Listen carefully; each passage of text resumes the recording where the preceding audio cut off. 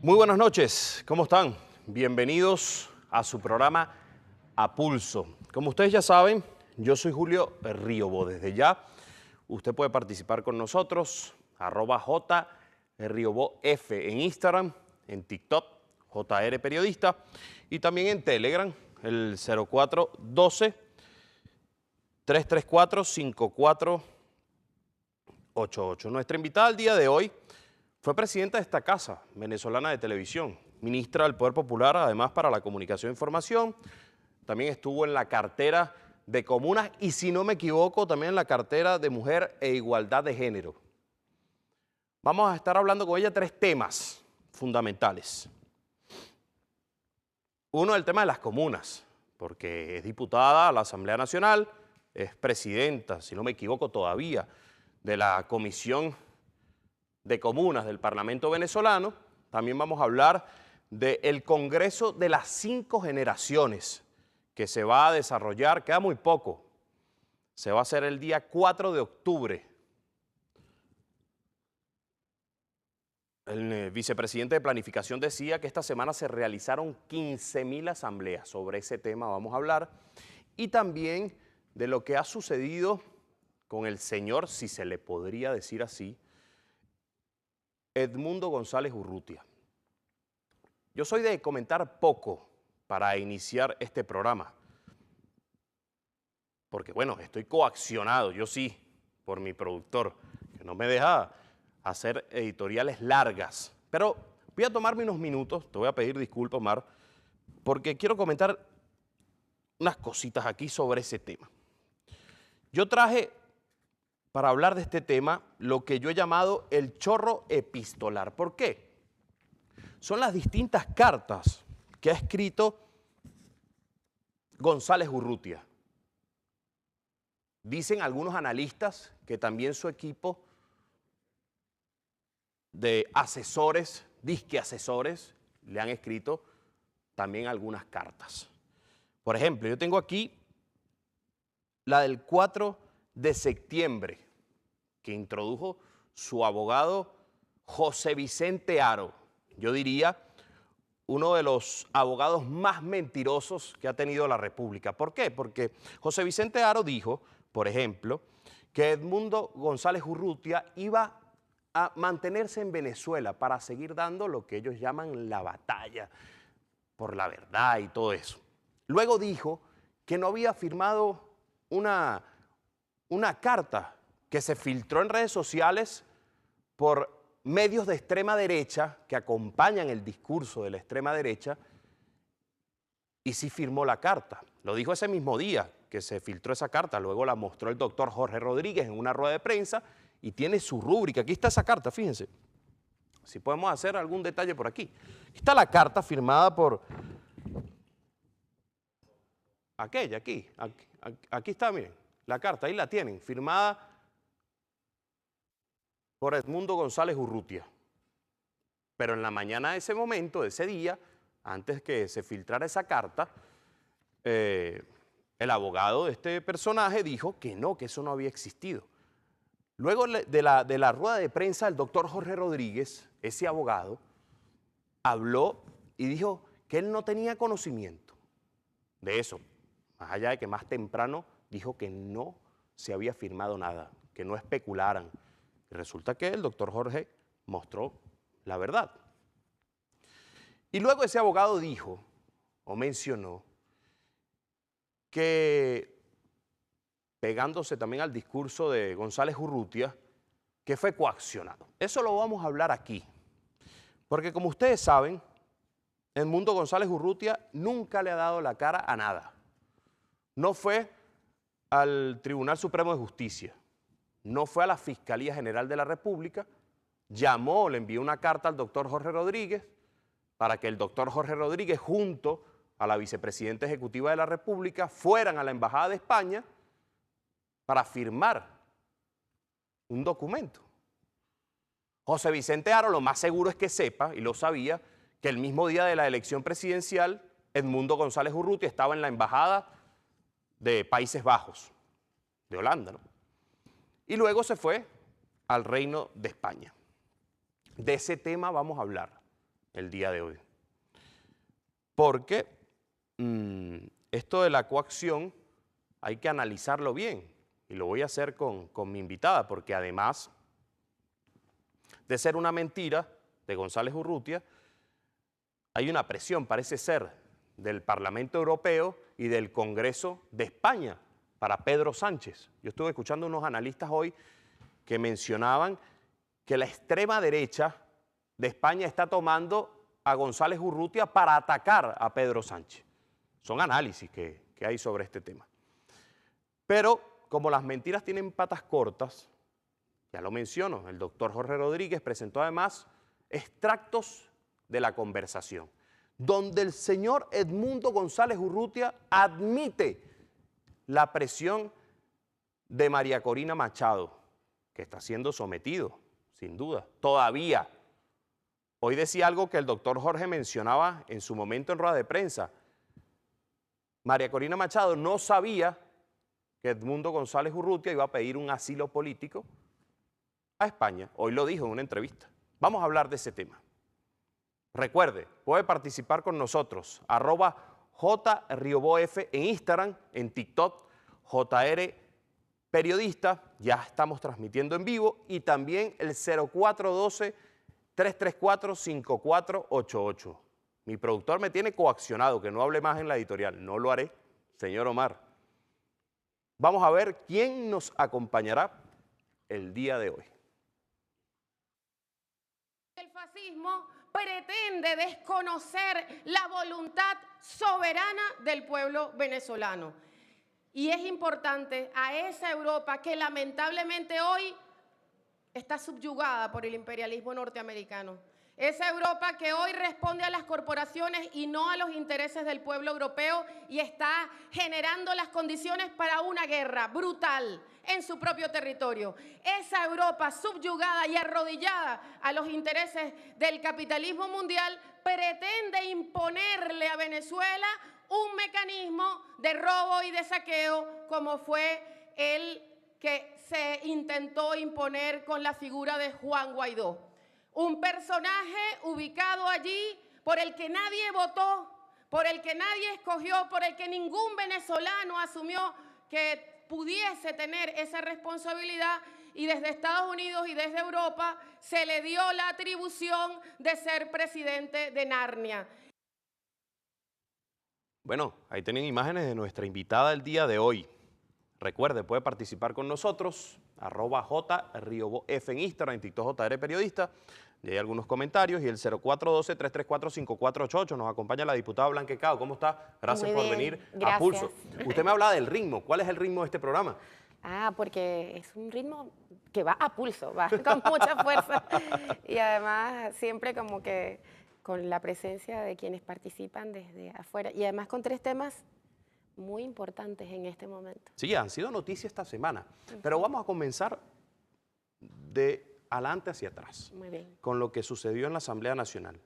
Hay un acuerdo en rechazo a la intromisión de eurodiputados fascistas que reconocieron a Edmundo González Urrutia. Y yo le preguntaría lo siguiente, diputada. ¿Van a cometer el ridículo nuevamente los eurodiputados, el Congreso de España, como lo hicieron con Juan Guaidó? Esta acción, que es absurda, es ridícula, como lo has dicho, también es un crimen, y por eso es una acción fascista. Y por eso es... ¿Por qué es un crimen, por ejemplo? En primer lugar, porque esto es parte de una estrategia que ya se aplicó contra Venezuela y que consistió en un mecanismo de saqueo, de robo, a partir de esta figura por la que ningún ciudadano de esta república votó, como es el señor Juan Guaidó. Y a partir de todo el entramado que se orquestó desde el imperialismo norteamericano y sus lacayos europeos, porque en este caso Europa está subyugada a los intereses de las corporaciones y particularmente a los intereses del imperialismo norteamericano. A partir de esta estrategia a Venezuela se le robó Citgo, a Venezuela se le robó monómero, a Venezuela se le saqueó el oro nuestro en Inglaterra y se generaron un conjunto de mecanismos perversos como el dinero que estaba puesto para las vacunas en medio de una pandemia, robárselo, que todos los activos de Venezuela estuvieran absolutamente bloqueados, cercenándole a Venezuela su derecho a la vida, a su pueblo. Entonces, esto es un mecanismo, es una acción de guerra. Es una acción ridícula, basada en un absurdo, basada en el desconocimiento del derecho internacional, en pasar por encima de la realidad, en imponer de nuevo una fantasía imperialista, pero es un acto fascista. Por más absurdo, porque en eso se basa el fascismo, es la degradación del ser humano, y es la barbarie, y es el mecanismo de fuerza, y es la negación del diálogo, de la palabra, del derecho, es la imposición de un modelo absolutamente dictatorial contra el mundo entero. Y eso lo pretende encarnar una Europa que está al borde de una guerra, una Europa que es incapaz de defender los intereses de su pueblo, una Europa que tiene en este momento movilizaciones en Francia, en Inglaterra, en Alemania, en toda Europa hay un descontento enorme, porque estos mecanismos de bloqueo, como los que se les impuso a Rusia, han perjudicado al pueblo europeo y los están llevando además a una conflagración mundial. Ahora bien, esta moción del Congreso español y este reconocimiento del Europarlamento es para presionar a Pedro Sánchez para que también gire su postura hacia González Urrutia. Seguramente, pero sobre todo esto es una estrategia mediática, es generar un clima, un pote de humo, porque no hay ninguna posibilidad de que se concrete su aspiración dictatorial, de que se pase por encima de la voluntad de un pueblo cuando hay un mundo que ya no es el mundo unipolar donde el imperialismo norteamericano hacía lo que le venía en gana. Este mundo está cambiando y ha variado enormemente. Estamos frente a un imperio en decadencia. Estados Unidos es el país más endeudado del planeta Tierra. Estados Unidos es un país que tiene más de 50 millones de condiciones de pobreza en calle. Estados Unidos tiene una crisis política, económica, espiritual, cultural, brutal, enorme. Su propuesta de mundo no es viable, ha sido un fracaso, por lo cual lo único que le queda es la desesperación, la barbarie y la guerra. Y Europa, lamentablemente, decíamos que así como se cultivan los criminales de guerra en laboratorios, han cultivado estos virus horrorosos como la viruela para después desencadenarla como arma de exterminio, así en el Parlamento Europeo, no son todos los diputados, no son todos, pero en ese Parlamento se ha cultivado el fascismo, que es un arma de guerra brutal contra la vida de la humanidad. Hay un rebrote de fascismo en Europa, fuerte. Venimos ¿Sí? de un gran congreso, pero yo estuve la semana pasada aquí con Manu Pineda, diputado, exdiputado del Parlamento Europeo, o el Parlamento Español, y él me decía, sí, hay un rebrote del fascismo en Europa.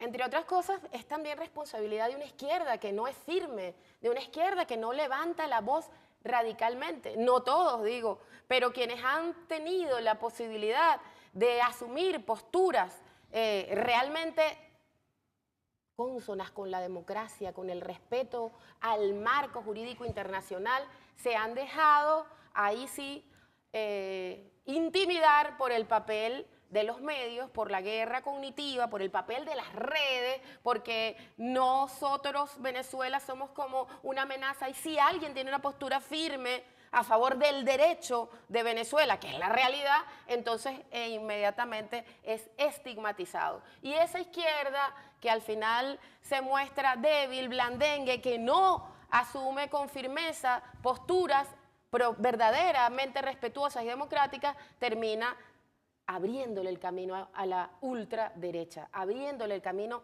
al fascismo, que ha asumido banderas que debieron estar en manos justamente de la izquierda. En algunos casos, gente, por ejemplo, como la vergüenza esta, que no hay nombre que ponerle a Milei, es una cosa monstruosa lo que está pasando en Argentina, una persona irracional, absolutamente criminal, irresponsable, que está destruyendo el Estado argentino, también tiene que ver mucho con esa tibieza que lamentablemente el progresismo mantuvo en Argentina. Entonces, donde no hay posturas radicales, firmes, transparentes, abiertas, que se atrevan a decir la verdad, entonces vemos el resurgir de estas oprobiosas gobiernos y tendencias fascistas, brutales, que es a la deriva, es hacia donde va el capitalismo. El capitalismo, su expresión barbárica,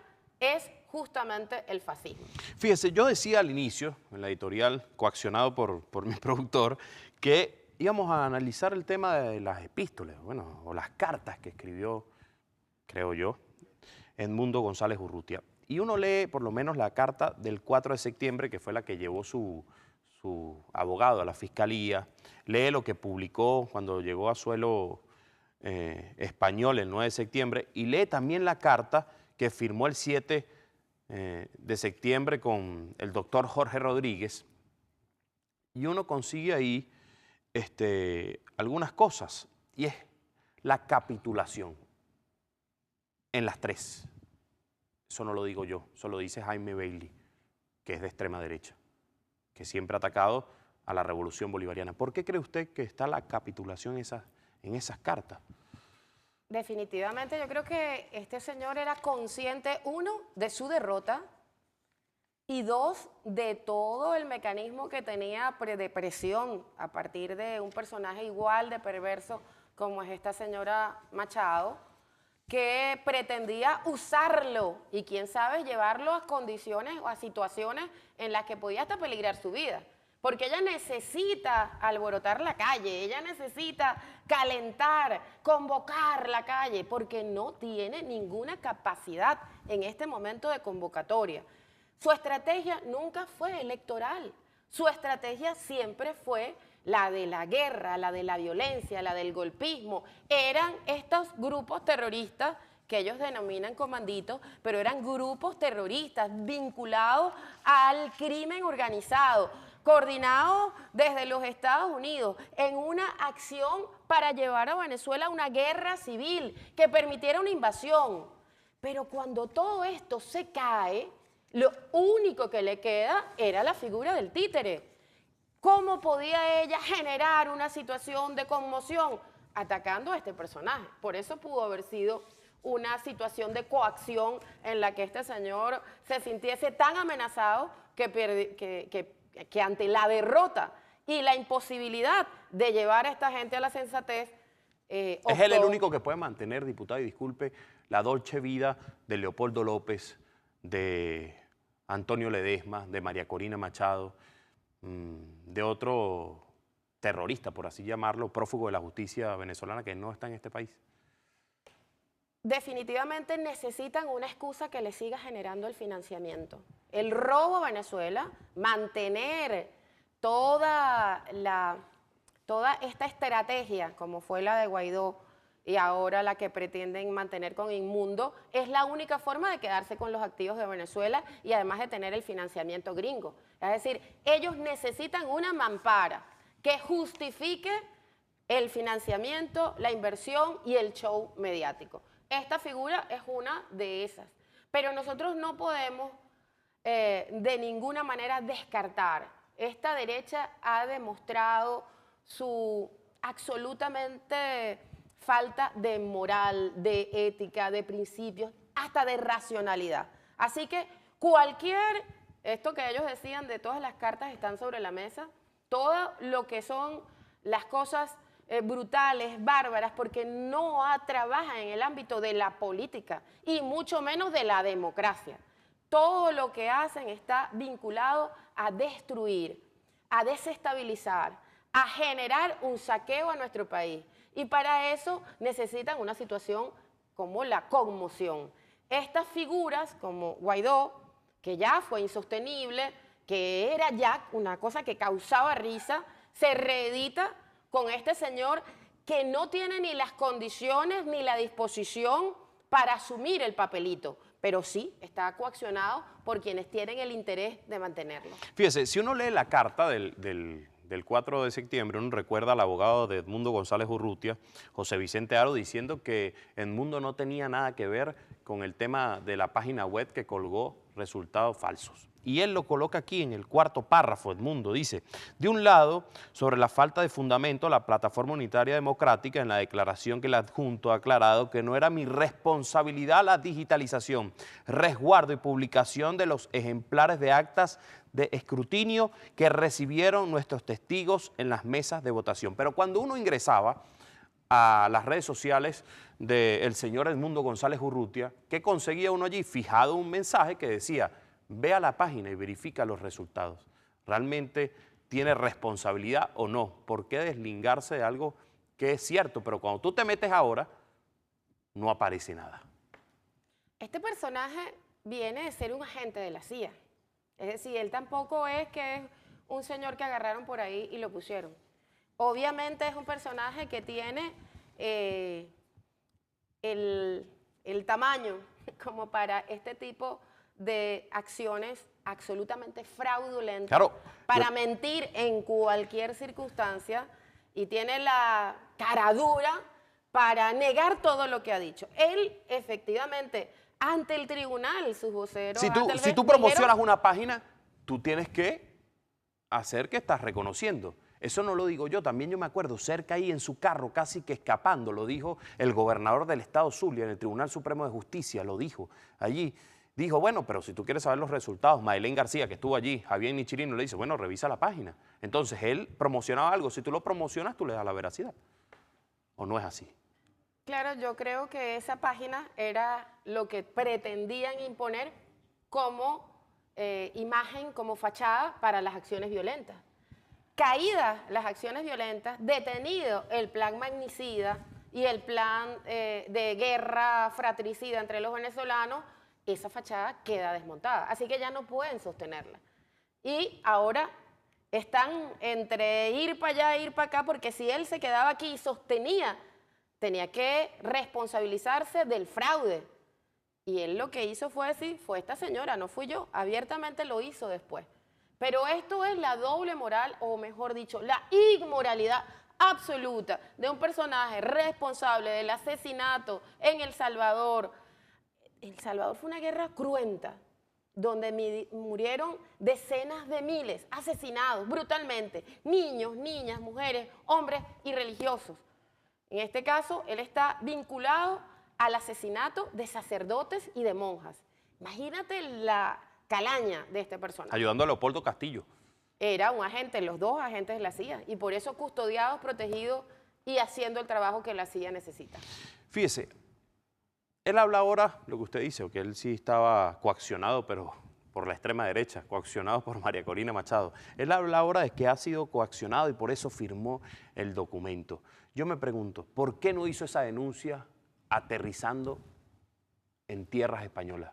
¿Por qué hacerlo unos días después? ¿Por qué no decir, a mí me coaccionaron cuando escribió esta carta? Aquí, la carta, yo la tengo aquí, la carta del 9 de septiembre. ¿Por qué en esta carta dice, por ejemplo, solo la política del diálogo puede hacernos reencontrarnos como compatriotas? Solo la democracia y la realización de la voluntad popular puede ser el camino para nuestro futuro como país y en ello seguiré comprometido. ¿Por qué en esta carta no escribió, por ejemplo, yo he sido coaccionado por el doctor Jorge Rodríguez y la vicepresidenta Delcy Rodríguez para firmar un documento que yo no quería? ¿Por qué no lo hizo? Llegando solo venezolano y publica esto.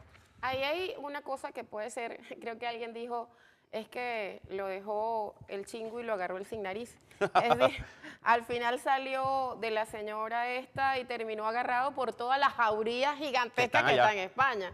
Entonces, creo que es una persona con tal nivel de rabo de paja también que no puede sostener ningún acuerdo, ningún compromiso, no puede sostener su propia palabra, así que está puesto para donde lo pongan.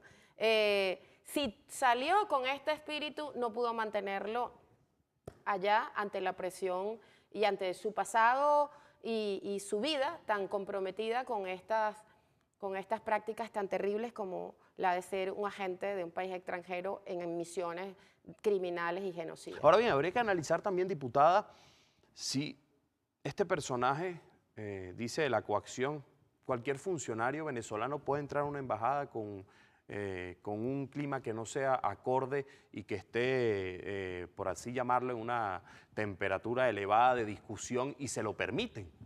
Por Dios, es que es un absurdo total. Es O decir, sea, Juan aquí, Rodríguez puede entrar a la Embajada de España porque le da la gana y llegar y amenazar, como dice Edmundo González Urrutia, amenazar a cualquiera porque yo soy venezolano cuando sabemos que una embajada es el territorio de ese país, Venezuela en otra es una nación. de las democracias más consolidadas del mundo. Ante todo lo que nos han hecho, nosotros hemos mantenido el respeto absoluto, absoluto a la democracia, al marco legal, al diálogo permanente y un respeto enorme a todo lo que tiene que ver justamente con la diplomacia. En el caso, ya sabemos de unas embajadas donde hay en este momento terroristas que han operado y la acción de Venezuela ha sido absolutamente ajustada al derecho internacional.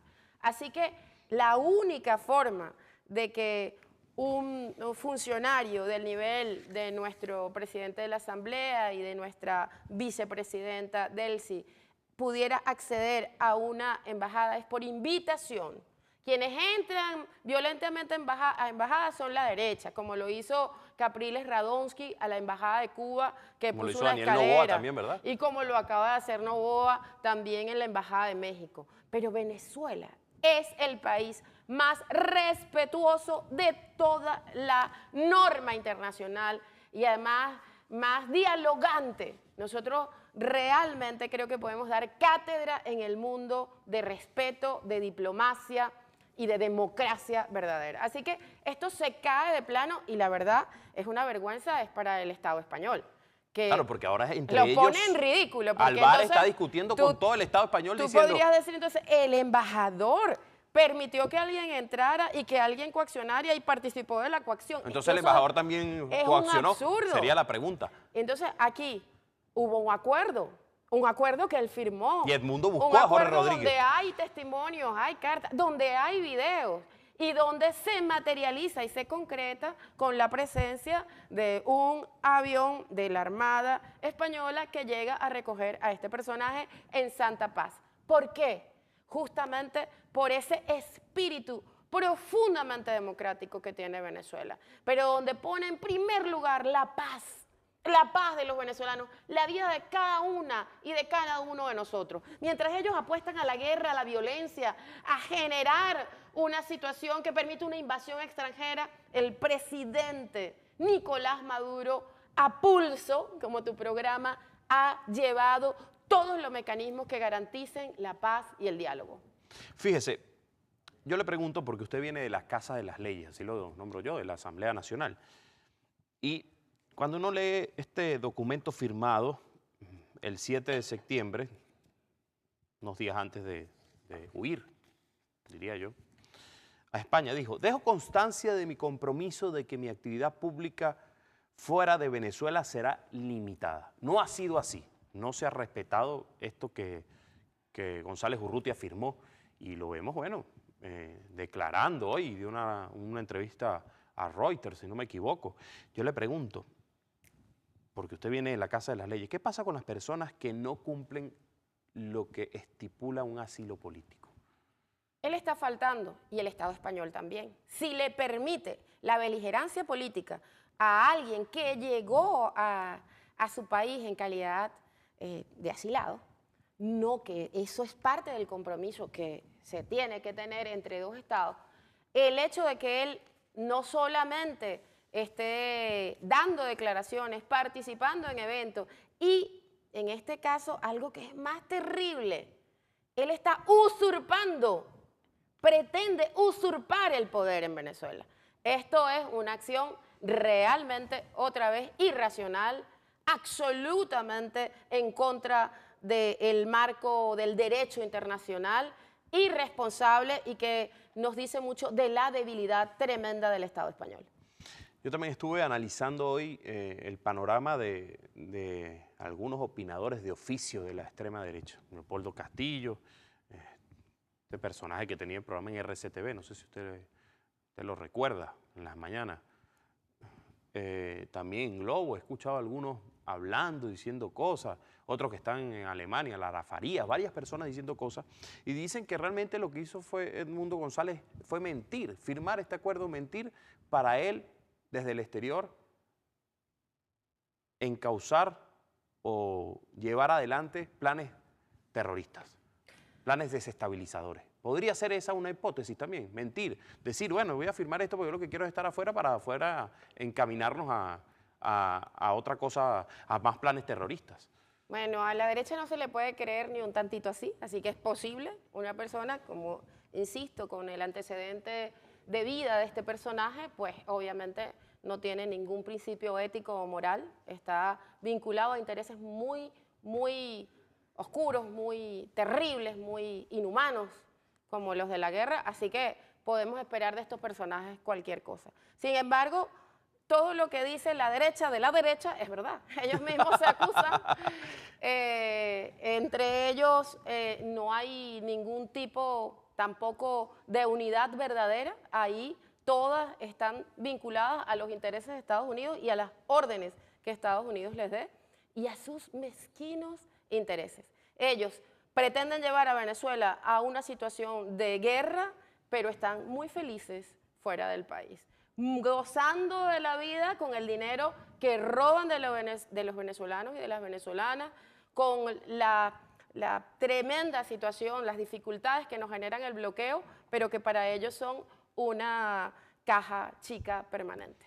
Miguel Ángel Pérez Pirela, filósofo, dice que hay una vinculación de Edmundo González, María Corina Machado con los dos españoles detenidos y su estadía o su asilo político en ese país. ¿Cree usted lo mismo? Sin lugar a dudas, esta operación, como lo dijo el ministro de Interior, toda esta operación de magnicidio, de guerra, con presencia de mercenarios, de militares activos, tanto en el caso del estadounidense y de dos personajes del organismo de inteligencia español, están vinculadas a la agenda de guerra que tenían justamente estos grupos terroristas que ellos denominan comanditos, pero que nosotros debemos insistir que son grupos terroristas, que jamás tuvieron una pretensión política, sino la acción violenta como único mecanismo para tratar ni siquiera de imponer un cambio de régimen. No era simplemente quitar al presidente y poner a otro. Ellos quieren destruir este país. Su intención no es preguntar, tú eres chavista, tú eres escuálido. Ellos vienen por todo este país, porque necesitan las riquezas, pero además necesitan borrar la historia de lo que es Venezuela. Eso es el fascismo. Y tenemos que estar conscientes, todos los venezolanos y todas las venezolanas, no importa ni siquiera la posición política que tengan, mantener la unidad y la paz es determinante. Y para eso es fundamental la estabilidad política. Y eso lo garantiza el presidente Nicolás Maduro. Usted estaría mintiendo, diputada. Esos son turistas que vienen a hacer turismo explosivo. Imagínate tú, turistas. Lo que pasa es que así lo vende las redes son tan bárbaras. Una de las cosas más brutales de las redes, decía además... Yo le digo a la diputada, estaría mintiendo y me pela los ojos. Como, ¿qué estás diciendo? Ah, pero mira, se lo digo porque eso es lo que dicen las transnacionales de la comunicación. De Baudrillard, que se llama La guerra del Golfo no ha tenido lugar. En el momento de la primera acción de guerra contra Irak. Y en ella él decía, lo que es más terrible de todo este mecanismo mediático, de control y de dictadura mediática, pero lo que decía es la incertidumbre. Te dicen cosas para generar incertidumbre. Tú no sabes si creer o no creer. Es tan bárbaro, tan brutal, que ya la realidad no es ni siquiera un referente. Es otra realidad la que te ponen. Y vives en una situación de incertidumbre absoluta. Luego viene toda la guerra cognitiva en esta fase con las redes sociales. Pero entre la incertidumbre y la guerra cognitiva tenemos los caldos justamente para el fascismo, el odio y la conmoción social. Hoy más que nunca Venezuela ha demostrado su fortaleza, la fortaleza espiritual de nuestro pueblo, la fortaleza además de la conciencia de nuestro pueblo. Esto es realmente extraordinario, pero debemos mantenerlo porque la acción de ellos, además de la acción de shock, como fue la del 29 de julio, de toda esta acción que comenzó el 28, pero brutalmente el 29, de crimen horrendo, esto está seguido de toda una operación política, económica, militar y psicológica que intenta hacer que Venezuela se desestabilice. Yo creo que somos un milagro. Venezuela es un milagro y por eso seguimos siendo un referente para el mundo. No solo hemos mantenido la paz, hemos resistido toda esta embestida, sino que estamos avanzando. Vemos a nuestro presidente avanzando en ese Congreso antifascista, en este Congreso que vamos a tener nacional del bloque histórico, pero además en el desarrollo de la economía, donde todos los sectores, donde todas las clases sociales participan activamente. Venezuela en ofensiva, Venezuela levantando la voz, ellos en sus mentiras, ellos en la incertidumbre, ellos en la guerra y la violencia, nosotros en la paz, en la verdad y en la vida. Una última pregunta para este tema y leer algunos comentarios. ¿Puede cualquier abogado de la República mentirle así al país y que no pase nada? Tiene que pasar algo, ¿no? Claro que Porque tiene que pasar. ir a la fiscalía, sentarse con el fiscal general de la República, mentir allí, mentir el día que se filtra ese documento que se firmó el 7 de septiembre y que mentira tras mentira y no suceda nada. No, nuestro fiscal ha estado demostrando justamente que todos los poderes en nuestro país están actuando, por eso se pudo detener la violencia y estoy segura de que esta acción que pretende ser la nueva operación de Guaidó 2.0 también va a ser atendida con severidad y obviamente habrá sanciones para quienes han desde este país y desde afuera instrumentado todos estos mecanismos de violación del marco jurídico de nuestra República. Ya tenemos 40 minutos conversando, es rápido el ritmo de este programa. Vamos a leer algunos comentarios, diputada, si me lo permite. Dice Angélica por aquí, no van a volver jamás, no gobernarán en este país. La derecha está acabada, los venezolanos no queremos guerra, no queremos disturbios, no queremos nada con la derecha. Amén. Definitivamente yo creo que es necesario que la oposición que surge en este país tenga otro nivel moral, ético, espiritual y de conciencia patria, porque lo peor que tiene esta derecha es que no tiene ni un poquito de amor por Venezuela. Si algo está colonizada es la cabeza de la derecha venezolana, colonizada hasta la irracionalidad, colonizada hasta pretender la destrucción de nuestro país. Es decir, no se sienten venezolanos ni venezolanas, son una farsa y son una vergüenza. Eddie dice, la oposición no tiene argumentos, solo tienen descalificaciones. Así no van a llegar nunca a nada.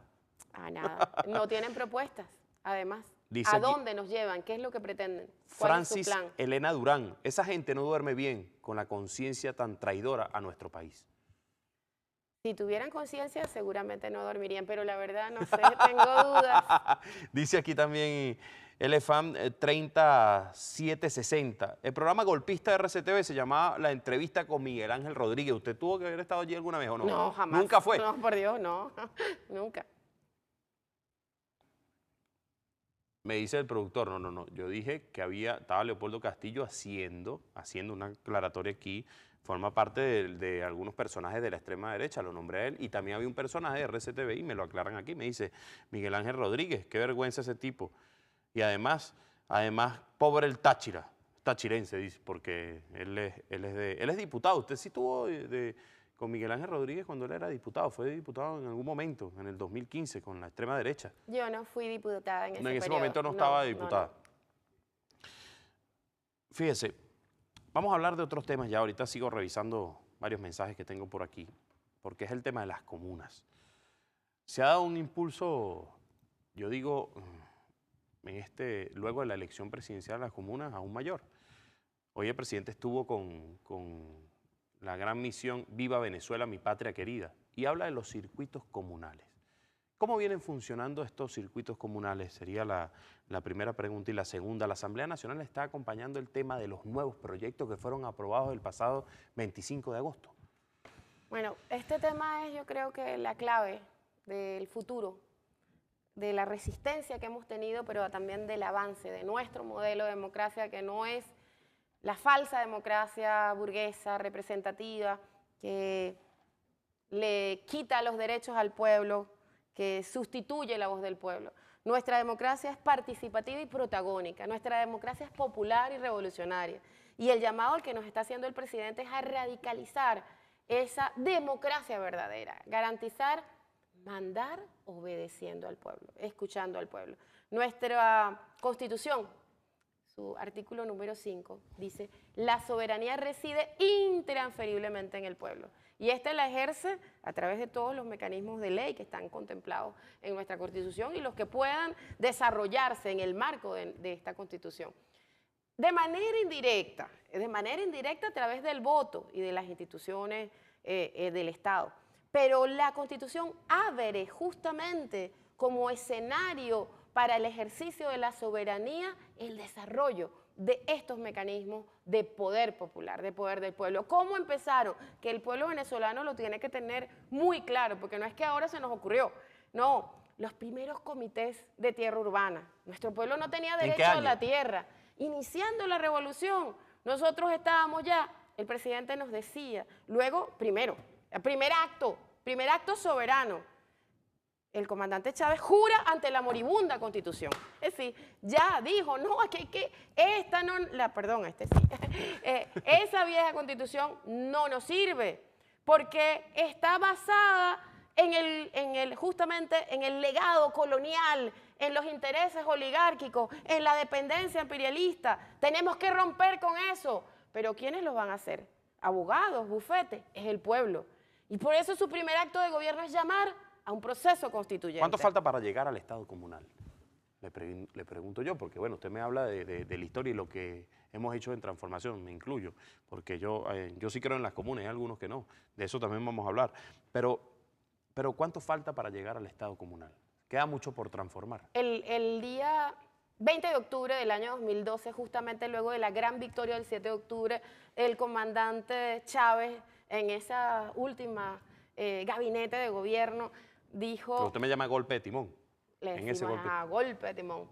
Dijo, independencia o nada, comuna o nada. Y dijo, tendré que eliminar el Ministerio de la Comuna para que entendamos que todo el Estado se tiene que poner justamente para impulsar, apoyar y garantizar la irreversibilidad de la revolución, que la garantía de la democracia verdadera, que es justamente el desarrollo de ese poder del pueblo, organizado como gobierno en el territorio, la comuna. Pero ahí vino la partida física del comandante, la guerra tremenda. El presidente Nicolás Maduro tuvo que ir, prepararse para una elección en días, en medio del dolor, de un desgarramiento profundo que tenía todo el pueblo venezolano.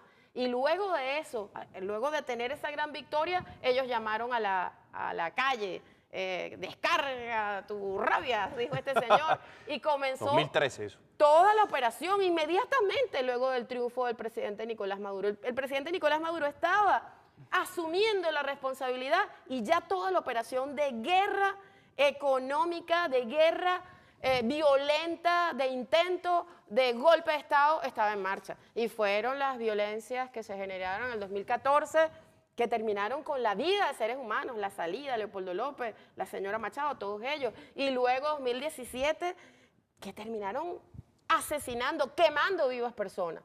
Es la violencia, es el fascismo que ha estado desde el primer momento. ¿Y esto por qué con tanta intensidad?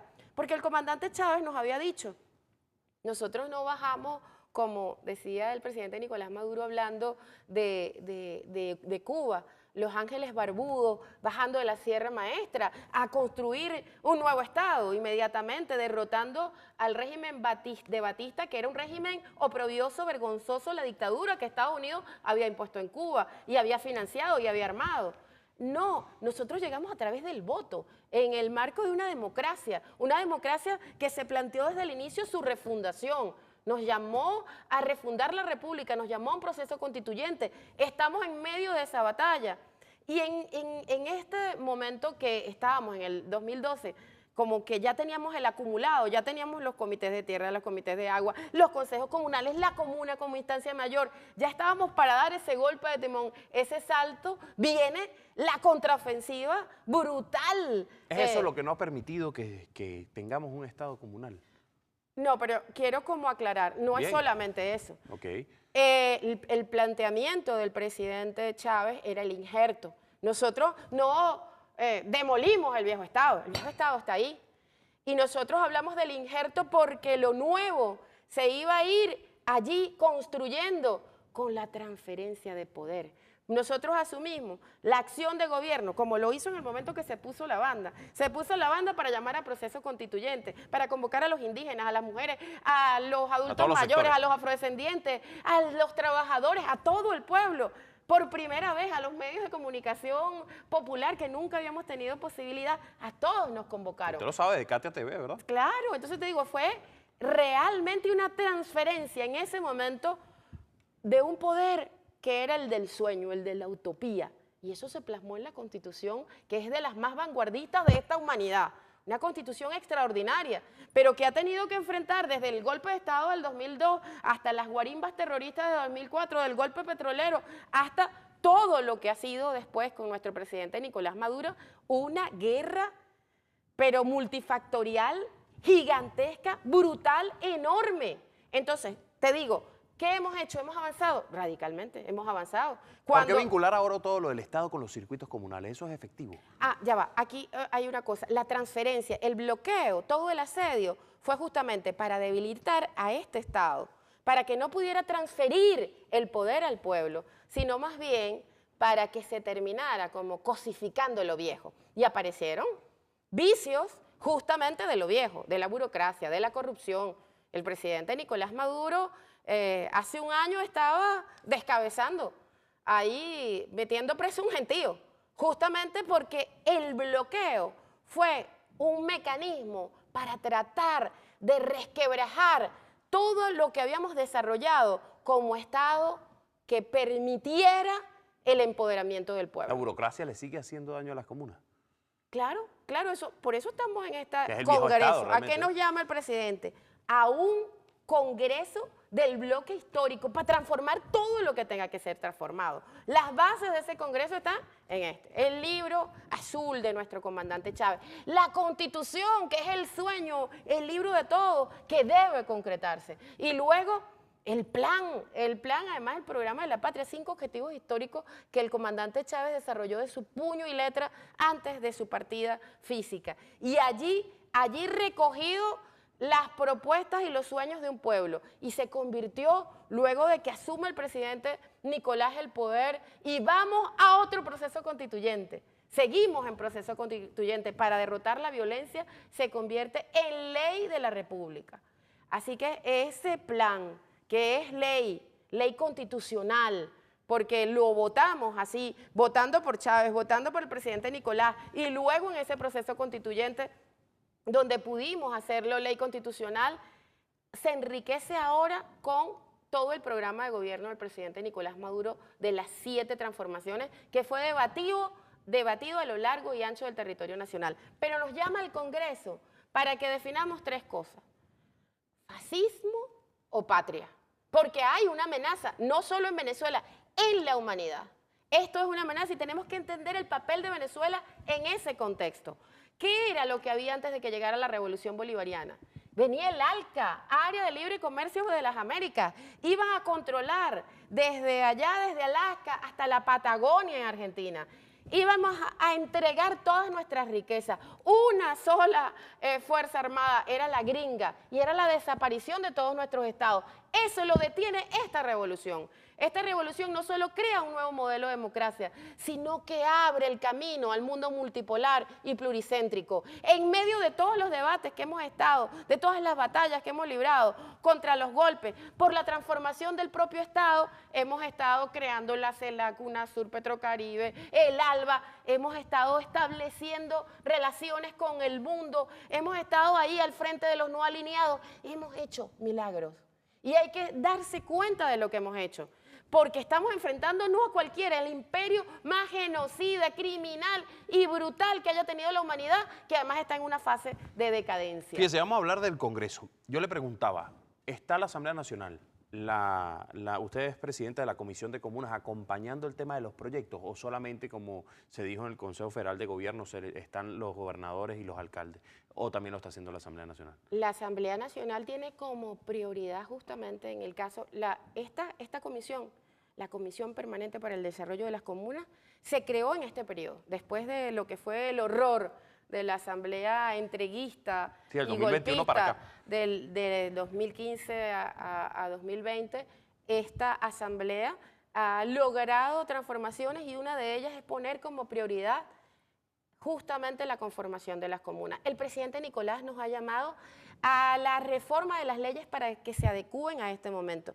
Pero además, el presidente, en sintonía con el pueblo, y esto es algo extraordinario, que solo lo logró Chávez y lo tiene nuestro presidente Nicolás Maduro, esa sintonía del líder con su pueblo ha pasado por encima y nos ha llevado entonces a la entrega del presupuesto de la República de manera directa a cada consejo comunal y comuna a través de estas consultas nacionales populares. Es un mecanismo que tiene que ser permanentemente optimizado, estamos en eso. Y parte del trabajo de la Asamblea justamente ha sido el tema del balance, del desarrollo, acompañando a quien es el poder fundamental, que es nuestro pueblo, y al ente que está acompañante también, que es el Ministerio de las Comunas, que en este momento lo encabeza un comunero, el Comunero compañero mayor. Ángel Prado, que viene de haber estado allí trabajando y resistiendo y construyendo comunas.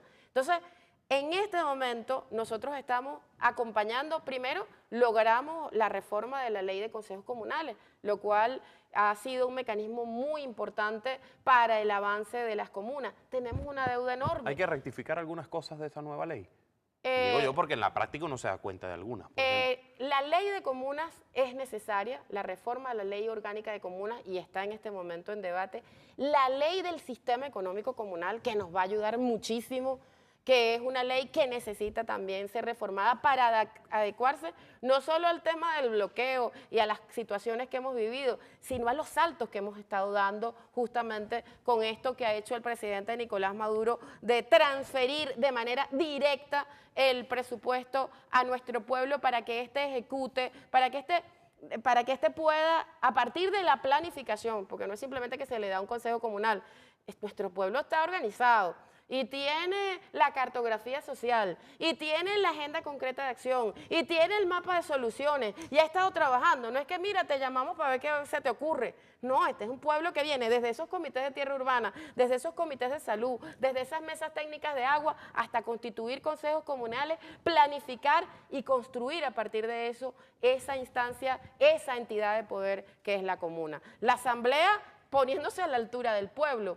y a la altura del presidente, porque son dos gigantes, un presidente gigante y un pueblo gigante. Y ojalá la burocracia y el resto de los poderes podamos realmente servir y acompañar a ese pueblo. Fíjese, vamos a realizar una pausa, ya tenemos ya la hora conversando. Voy a dejar una pregunta allí, es lo siguiente, yo se lo decía mientras que usted intervenía, es una de las interrogantes. Y es que hay algunos que no creen en las comunas, que usted lo ve y dice, no, usted no cree mucho en las comunas, eso pasa todavía dentro del Estado. Ya me lo va a responder, vamos a la pausa. Recuerde, puedes participar con nosotros, @JRioboF en Instagram, en Tito JR Periodista y el 0412-334-5488. Algunos audios me están enviando y mucha gente escribe, pero audios son buenos también para colocarlos aquí en el programa 0412-334-5488. Vamos a la pausa y ya regresamos con la diputada Blanca Cao. No se aparte.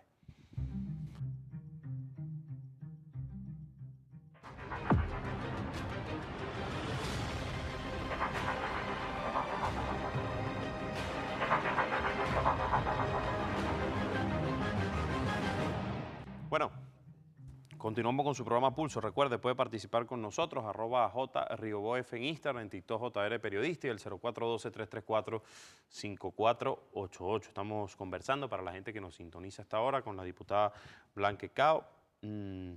Además, agradecer a mi Casa Venezolana de Televisión por la transmisión de este programa, Radio Miraflores, La Voz de la Verdad, Telearagua, la Radio del Sur, y TV Fan también, que transmite este espacio, así como lo hace los días sábados a las 10 de la noche, TVs.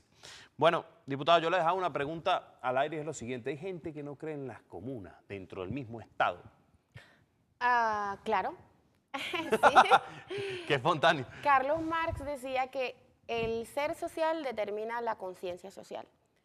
Por lo cual, a veces, si tú estás en un cargo burocrático, a veces puedes ser un tremendo compañero, compañera, camarada, pero te condiciona la estructura, terminas respondiendo a la estructura y a veces hasta rivalizando con la comuna. Puedes considerar que es como que amenaza el poder. Puede ser, en algunos casos, incomprensión, ignorancia y en otros contradicciones de clase que se expresan también en el seno de nuestro proceso. Y por eso vamos al debate del bloque histórico. Por eso es que tenemos que entender, porque es un debate importantísimo.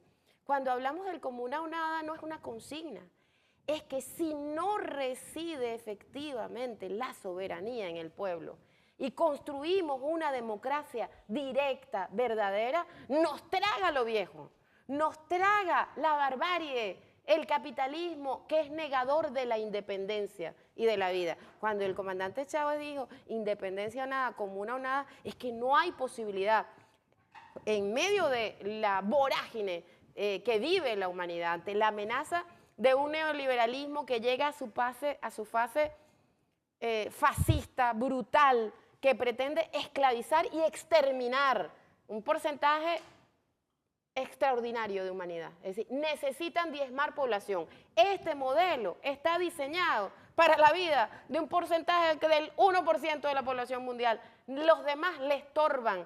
La riqueza de los bienes es para ellos. La crisis que han generado en el mundo a partir de la explotación irracional de la madre tierra y de sus planes, que son planes los mismos que tenía el fascismo en la Segunda Guerra Mundial, pero ahora además con tecnologías desarrolladas para optimizar ese trabajo de exterminio. Si nosotros no entendemos que esta humanidad necesita transformarse y que el horizonte es el poder, la democracia verdadera, para nosotros eso tiene raíces muy profundas que se consiguen aquí en el Libro Azul. Es la visión de Simón Rodríguez, que nos decía la toparquía, el poder de la gente en el lugar. No podemos ser periferia. Nunca más puede una colonia, el imperialismo, imponerse, porque todos somos protagonistas. Inventamos o erramos. En la creación, en la invención del pueblo está en el acierto. Mire, Momoy dice por aquí, la Contraloría Social es la parte fundamental en un buen desarrollo en la comuna. ¿Eso es cierto? Tenemos una ley, además desarrollada por los compañeros también de la Comisión de Poder Popular de nuestra Asamblea Nacional y que fue renovada, reformada en este momento, y es la Ley de Contraloría Social. Nuestra querida María León nos dice que esa Contraloría debe tener seguimiento para garantizar efectivamente la transparencia y la eficiencia. Creo que la ley es un instrumento importante, pero debemos tener un reglamento que aún no se ha hecho y tiene que estar en manos de todo el pueblo para poder ejercerla. No solamente Contraloría a los proyectos del pueblo, Contraloría a toda la obra de nuestro Estado y de nuestra revolución. Nosotros tenemos esa tarea, pero creo que es fundamental entender que sí hay contradicciones. Las contradicciones se logran superar, primero cuando ponemos como interés fundamental nuestro pueblo, y trascender para garantizar avanzar. Nosotros estamos construyendo, cuando habló el neoliberalismo en los años 90, del fin de la historia, la muerte de la utopía, Venezuela abrió el camino a la utopía, al mundo distinto. Venezuela es una alternativa. Si el pueblo de los Estados Unidos logra tener un modelo, no el de la plutocracia, no el de la barbarie, que en este momento los condena a la guerra, los condena a la violencia, los condena justamente a la explotación sin medida y a la irracionalidad en el trato con la madre tierra. Si ellos conocieran y pudieran tener poder para desarrollar la democracia participativa y protagónica, para desarrollar la democracia directa y no la falsa democracia donde un burgués multimillonario debate con otro burgués o burguesa multimillonaria para definir la política en función de los intereses de sus empresas, al margen de los intereses del pueblo, este mundo cambiaría. Democracia participativa y protagónica. Eso implica una transformación profunda en nuestro Estado. No solamente enfrentar el bloqueo, las sanciones, que son las medidas coercitivas, el boicot, la guerra multifactorial, las redes sociales, es también transformarnos desde adentro, transformar las estructuras, pero transformar también culturalmente, espiritualmente, que las cosas no sean consignas, sino que sean razones de vida. A veces decimos, sí, creemos en la comuna, pero todo lo que hacemos es contrario a la comuna. Pero para eso es el Congreso. Y el presidente nos está dando esta tarea y este privilegio. Venezuela en estos 30 años, no solamente en un proceso electoral, Venezuela en estos próximos 30 años. Y esto es parte de la visión que recoge nuestra Constitución y nuestra revolución. Con este libro del comandante, que nos hablaba de un Bolívar que planteaba en el discurso de Angostura, dichoso el ciudadano, que con el escudo de las armas bajo su mando, convoca al pueblo para que éste ejerza su voluntad absoluta. Y un Zamora, tierra de hombres libres y mujeres libres, horror a la oligarquía, nos decía, no vinimos a esta guerra para escoger quién mande, vinimos a esta guerra para que el pueblo mande.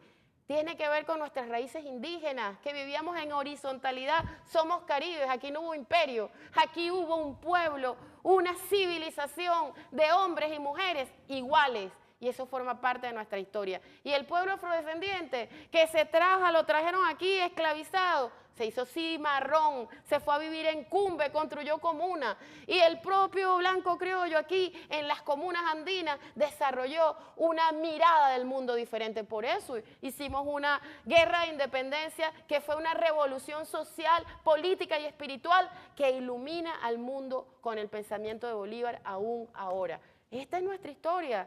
Somos hombres y mujeres que venimos, como decía el padre libertador, remontándose por las próximas edades de un proyecto histórico y vamos a un futuro que será de prosperidad, pero también será de unidad latinoamericana. Hay que refundar nuestra América y Venezuela está en la vanguardia de ese proceso. Fíjese, yo le preguntaba, voy a cambiar la interrogante, hay un poco más de 4.500 circuitos comunales. El presidente tiene una estrategia de vincular esos circuitos comunales con muchas cosas, como lo hizo el día de hoy. Yo lo comentaba hace un par de minutos, antes de la pausa, que es vincular el tema de la misión Viva Venezuela, mi patria querida, a los 4.500 circuitos comunales, así como otras cosas. ¿Qué tan efectiva es la aplicación? ¿Por qué se está haciendo a los circuitos comunales de todos los consejos comunales de este país, en primera instancia, desde la base? Nuestras comunas y nuestros consejos comunales, los circuitos comunales son además ya ese crecimiento del proceso de construcción de comunas que en este momento en la transferencia y la consulta nacional para la transferencia de presupuesto es la forma de organizar el poder en los territorios, el poder real, el que está vinculado a la vida, la agenda concreta es como decía la compañera Gabriela, es en este momento la acción que nos permite que se concrete la agenda. Nosotros en este momento estamos con el presidente desarrollando la estrategia para transformar la realidad, para que las misiones, para que toda la política no se quede en la burocracia, no se quede en la política de un Estado, en la acción de un Estado aéreo, sino que sea orgánica, que esté vinculada a la vida, que el pueblo la pueda desarrollar, que esté vinculada a la planificación, a ese mapa de soluciones, a esa agenda concreta de acción, pero también al pueblo organizado en el territorio. Ninguna política desarraigada transforma la realidad. Tiene que tener un espacio de construcción, el socialismo territorial, es allí donde se puede desarrollar y allí es donde el enemigo ha golpeado también brutalmente, ha tratado el bloqueo, sobre todo quiso romper la unidad nacional, desarraigar a nuestro pueblo promoviendo la migración desesperada y que perdamos la esperanza, la fe, que se nos quebráramos moralmente y desarrollaron estrategias, las ONGs para penetrar los territorios, las falsas iglesias para penetrar los territorios, la delincuencia, el crimen organizado, el paramilitarismo colombiano metido aquí para penetrar los territorios, lo privado como el CENIT y lo público dejándolo como algo que ya no tenía posibilidad. Toda la estrategia del bloqueo fue para que perdiéramos el objetivo, el horizonte estratégico, el sueño, la utopía, pero que en Venezuela no es un sueño, es una realidad concreta. Hemos avanzado y tenemos que dar un salto para que esa obra, esa experiencia, ese acumulado y esa resistencia se convierta efectivamente en la revolución necesaria en este momento. Una revolución dentro de la revolución. Y el presidente Nicolás Maduro nos llama a refundar, a rehacer y a eliminar lo que tenga que ser eliminado. Y eso pasa por llegar al territorio. No es desde la burocracia, no es desde un gobierno aéreo, es desde la vida de la gente y con el pueblo gobernando. Y nosotros escuchando al pueblo. Fíjese, en este camino de las comunas, no ha pasado más de 2 meses en la elección presidencial. ¿Qué papel y qué tan pertinente es la realización de un congreso que tenga a las 5 generaciones trabajando y escuchando a la gente? Yo creo que esto es inédito, de verdad. El presidente Nicolás ha demostrado su sabiduría y ha demostrado que Chávez no se equivocó cuando dijo pleno como la luna llena desde mi corazón Nicolás Maduro. El presidente Nicolás no solo es un estadista que conoce el mundo en el que se está moviendo y la necesidad justamente de entender el papel de Venezuela en ese mundo. Hay 3 ejes de ese congreso. ¿Cuáles son esos 3 ejes? Ajá, tenemos, en primer lugar, fascismo. Ya me lo decía al principio. Fascismo o patria. Esta disputa que hay en la humanidad. Luego, la agenda concreta de acción, justamente en el marco de las 7 transformaciones. En el marco de las 7 transformaciones, pero escuchando al pueblo, es en cada consejo comunal, es en cada movimiento social, es en el territorio, porque además tiene varias fases. Es decir, primero llegamos a los consejos comunales, después a los circuitos comunales y hasta la sistematización que hagamos en los estados para encontrarnos en la plenaria nacional. Pero cada propuesta tiene que surgir de la realidad, del anhelo, de la lucha, de la denuncia, del sueño del pueblo en cada lugar del territorio. No es un encuentro de voceros que puso un alcalde, que llamó un gobernador, que no. Aquí nos encontramos las 5 generaciones, las 7 fuerzas. Ahí va a estar el pueblo de los movimientos sociales, el pueblo de las comunas, el pueblo de los CLAP, toda la vida, el pueblo del gran polo patriótico, todos los que hemos asumido la patria como nuestro bien más preciado. ¿Y el tercer eje? Y el tercer eje tiene que ser la transformación revolucionaria del Estado. Ya lo hablaba con el tema de las comunas. El Estado llega en algunos casos a ser un obstáculo para el avance, si no se transforma. La estructura Estado. La estructura burocrática, no todo el Estado. Nuestro Estado ha sostenido la revolución y ha apoyado, pero hay vicios del Estado burgués, eso que no termina de morir y que no permite que lo que nazca se fortalezca. ¿En cuántas asambleas ha participado la diputada Blanca Cao? Ya, yo he estado en 12 asambleas. ¿Cuál es lo que usted escucha del pueblo en esas asambleas? ¿Qué es lo que más le ha llamado la atención? ¿Cuál es el objeto común de todas ellas? Hay asambleas que tienen un carácter, en las que he estado como más de inducción a el plan. Estábamos trabajando en los equipos promotores en cada uno de los estados y en distintos movimientos. Y hay asambleas en los territorios como la que se dio en San Juan con la comunidad que está muy vinculada al CLAP, donde hacía denuncias muy particulares y que decía, yo quiero que esa propuesta se lleve. Yo veo que muchos de los alimentos del CLAP, decían los compañeros de San Juan, una jornada así. Ajá, que muchos de esos alimentos del CLAP terminan en el mercado capitalista. ¿Cómo es posible? ¿De qué manera se desvían? Y entonces yo decía, ahí necesitamos Contraloría. Hay una situación, eso es particular, eso lo está pidiendo los compañeros de San Juan en una cosa específica. Pero se puede repetir en otro lugar también. Pero ajá, entonces en este momento comenzaron, yo no he estado mucho he estado más en las asambleas que estaban como para presentar el documento, para garantizar que los promotores se levantaran, y ahora estamos en ese trabajo en cada consejo comunal y ya pasamos a circuitos comunales. Pero te decía que hay desde aspiraciones muy concretas con respecto a la escuela que está en mi territorio, al tema del agua, la distribución del agua, el servicio, cómo se desarrolla, el tema del tratamiento. ¿Viene este Congreso a resolver los problemas de servicios públicos de las comunidades, por ejemplo? Este Congreso viene a escuchar y viene a ver dónde están las debilidades y qué es lo que hay que transformar y cuál es el anhelo fundamental de nuestro pueblo. Y te decía que tiene muchas fases. Está la Sí, con varias ideológica, aristas, además. que va desde el tema del fascismo. ¿Cómo lo vivió la comunidad? ¿Cómo fue la persecución? ¿Cómo fueron las amenazas? ¿Por qué cosas tuvo que pasar? ¿Cómo se expresó eso en su vida allí en el ¿Ha territorio? escuchado usted alguna anécdota de esas personas que fueron amenazadas? Yo se lo digo porque nosotros en Venezolana de Televisión, como es costumbre, hacemos un operativo de elecciones. Y ese día nos dimos cuenta que muchas de las personas, no sé si este sería el término adecuado, usted me puede corregir, en centros electorales donde vota el chavismo, que decimos aquí vota el chavismo, muchas personas no querían hablar, pero después lo entendimos, que era que esas personas estaban amenazadas desde su lugar donde viven. Uno lo vio después lo que sucedió el 29, 30 y 31.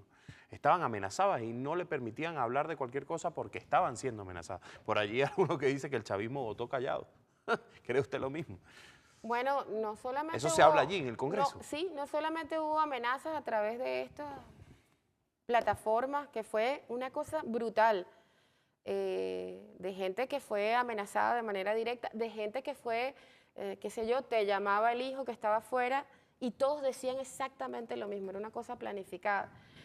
Hasta el tema de la amenaza a tu vida, que comenzó desde antes, y ahí hay que revisar cómo se desarrolló toda esta estrategia. Pero también hubo sabotaje en centros electorales nuestros, y esto lo narraba la gente, donde tenemos una votación masiva que se intentó desde el principio amenazar e impedir que se generara el proceso electoral. ¿Hay una anécdota que le haya dejado el Congreso? Por ejemplo, mejor dicho, las asambleas preparatorias de cara al Congreso. Hay una muy dura, una compañera decía que esta guerra cognitiva fue tan fuerte. Era una jefa de comunidad y estaba en una de las asambleas.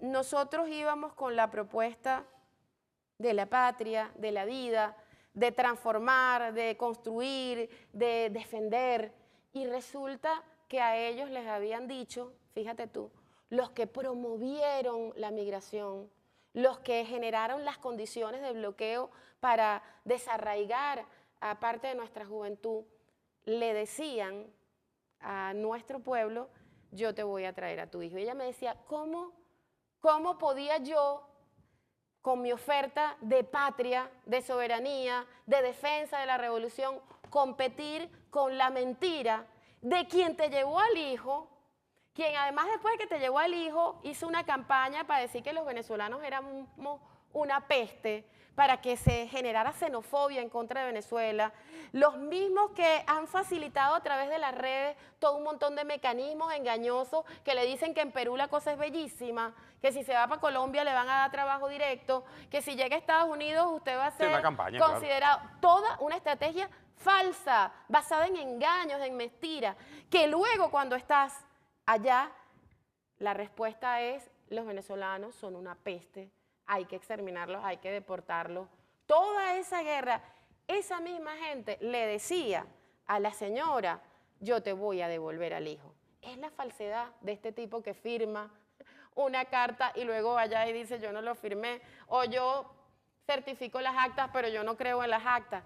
Esos mismos que promovieron el bloqueo como mecanismo para forzar la migración, le engañaban al pueblo diciendo yo te lo voy a devolver. Y esto a mí me generó mucho dolor porque creo que hay que contar esa historia de lo que ha pasado con estos jóvenes que se han ido, el dolor, el desarraigo y luego el engaño, siempre lo dice el capitán, el daño y el engaño. Te generan el dolor y luego culpan a la revolución de lo que ellos no solamente hicieron, sino que siguen haciendo. Siguen promoviendo a través de este horror de reeditar el Guaidó .0 condiciones para destruir nuestra república. Y luego, entonces, culpan a la revolución y culpan al presidente que ha defendido la paz, y que ha defendido la estabilidad y que ha defendido la economía y que ha defendido la vida de esta patria en medio de la agresión más brutal que haya recibido nuestro pueblo. Fíjese, vamos a escuchar algunos audios. Tenemos allí que el equipo ya los tiene. Audios que, bueno, la gente que participa a través del 0412-334-5488. Escuchamos el primero. Póngalo, señor director, por favor.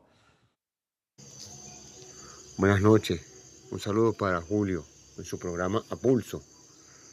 Y para su invitada del día de hoy, nuestra camarada y enlace del Partido Socialista Unido de Venezuela en Portuguesa, Blanca Ecao. Desde aquí, desde el municipio Sucre, está Portuguesa, Johnny Morón. La pregunta para Blanca es la siguiente. Camarada, en Estados Unidos tendremos elecciones donde muy probablemente Donald Trump sea el ganador. ¿Qué futuro visualiza usted después de la gran victoria de Nicolás Maduro Moros? ¿Qué futuro visualiza usted de ganar Donald Trump para Venezuela? Saludos para todos esta noche. Y bueno, Julio, estamos hablando y seguiremos en los caminos de la revolución como lo hemos venido haciendo durante estos 25 años.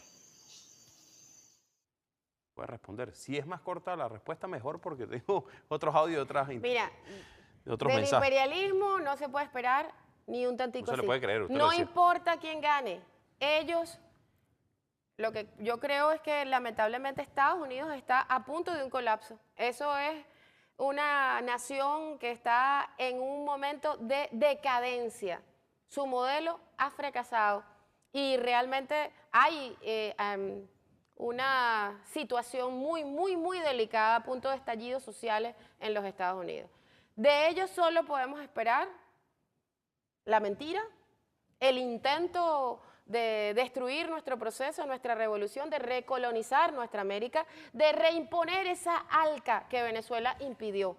Esa voz del comandante Chávez que en Quebec, en Mar de Plata, primero en Quebec, en el año 2000, dijo Venezuela tiene una obsesión, hay barricadas detrás de estos muros, hay un pueblo que no está siendo escuchado en nuestra América, cuando todos iban a firmar. Y luego en Mar de Plata el ALCA se fue al carajo.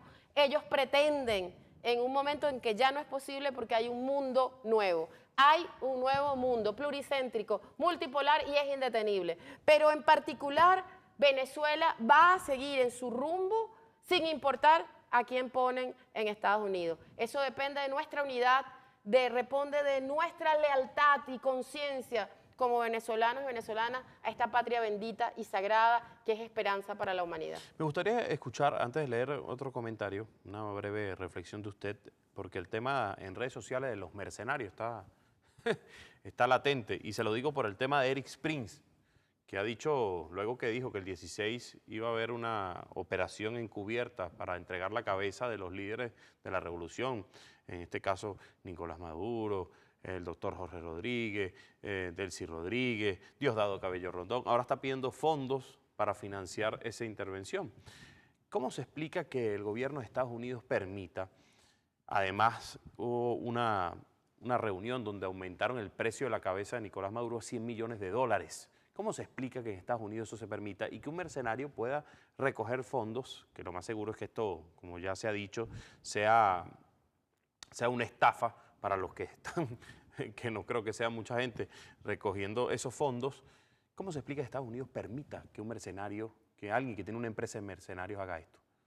Estados Unidos no solo lo permite, lo promueve, lo organiza, tiene organismos para desarrollar eso contra los pueblos del mundo, es su práctica permanente, es el horror de Palestina, es el crimen, lo que determina la política imperialista, así que no es de extrañar. Lo que yo creo es que si lo hacen público es porque quieren mandar ese mensaje, quieren generar miedo y quieren ver si alguien se acobarda, se dividen, se rompen.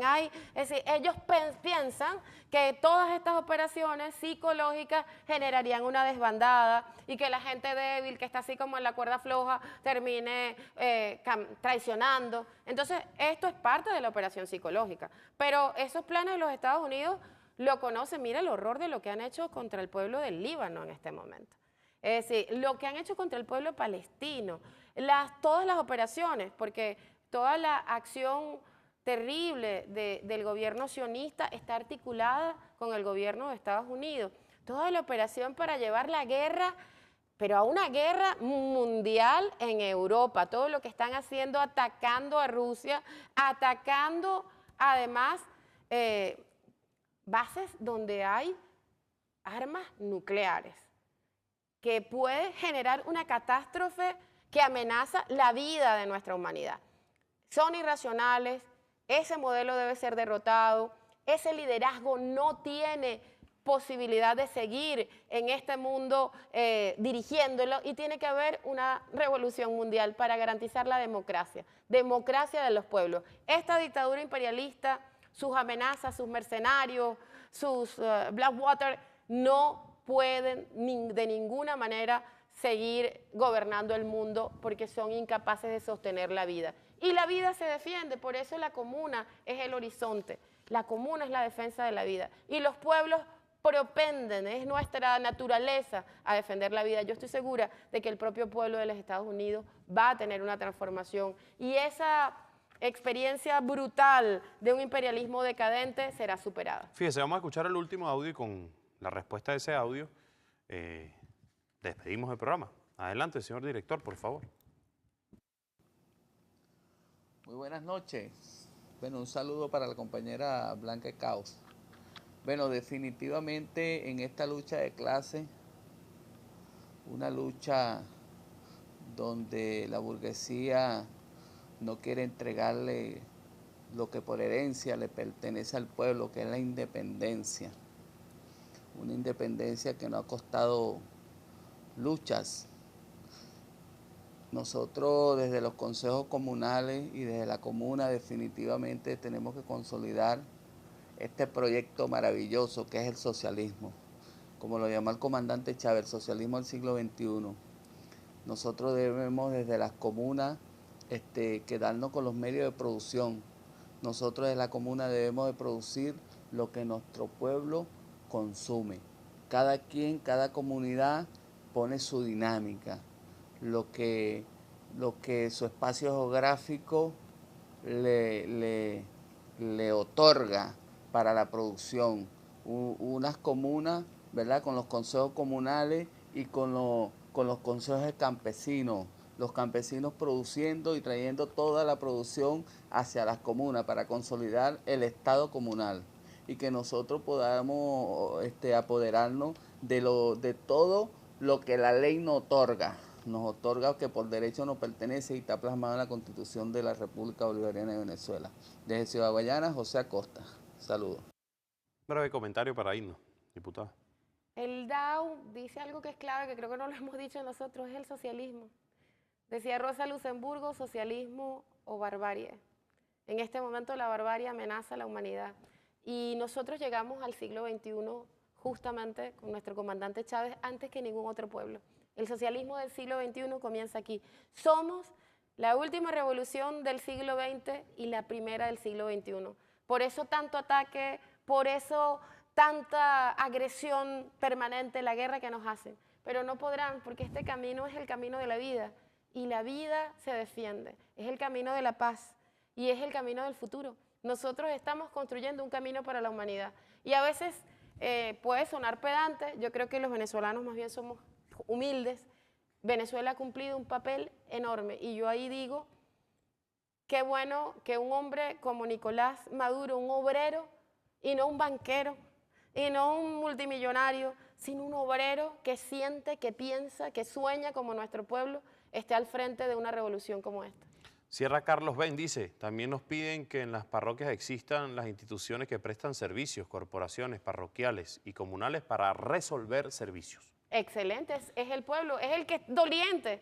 ¿Quién va a estar más pendiente del sistema de agua, de luz o de desechos sólidos si no es el pueblo organizado? Y ahí viven los trabajadores, que son protagonistas de este proceso. Ahí están, cada uno de esos territorios. Hay trabajadores que vienen de Corpoelec, que vienen de la CanTV, y allí en su territorio se puede no solo formar al pueblo, organizarlo y garantizar la efectividad, que sea capaz de enfrentar toda la agresión internacional. Nosotros en unidad perfecta, en organización, en formación y en esta alegría de tener patria. Ángel Prado, Comuna El Maizal, dice, excelente lideresa, nuestra querida Blanca Cao, siempre aprendemos de ella, sobre todo de la historia de Venezuela. Tan bello, mi querido ministro Ángel, que está haciendo un trabajo extraordinario. A Blanca Cao por haber tomado el tiempo del día viernes para venir a esta entrevista.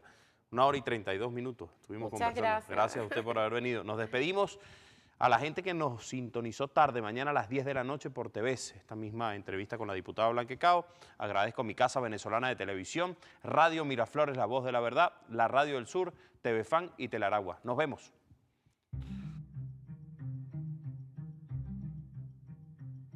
El compromiso es contigo, porque la fiesta de la luz brilla con fuerza para Portuguesa. La fiesta de la luz ya llegó Portuguesa, esa. Lo dice y lo cumple, brillamos con fuerza, fuerza. El programa más agresivo de iluminación en Venezuela lo tenemos en Portuguesa. La fiesta de la luz ya llegó Portuguesa, esa. Lo dice y lo cumple, brillamos con fuerza, fuerza. De la mano del presidente Nicolás Maduro, el SABES y el Ministerio de Transporte Terrestre se han colocado más de 18.000 toneladas de asfalto en los ejes carreteros del estado Sucre. Llevamos más de 340.000 metros de vialidad demarcados para la seguridad y protección de conductores y peatones. No solo optimizamos las carpetas de rodamiento, diariamente realizamos la limpieza de brocales y cunetas brindando un drenaje eficiente. En Sucre garantizamos vialidades óptimas y seguras.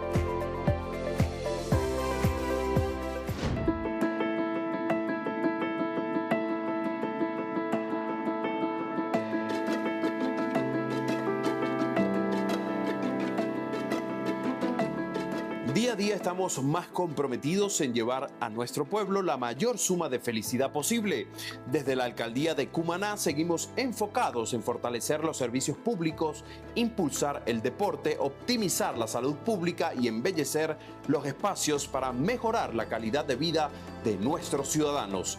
Gracias al apoyo del presidente Nicolás Maduro Moros, continuamos transformando realidades, incrementando los esfuerzos para hacer de la primogénita una capital modelo. En Cumaná, ciudad mariscala y marinera, no nos detenemos. Con nuestro alcalde Luis y Fontes lo hacemos posible.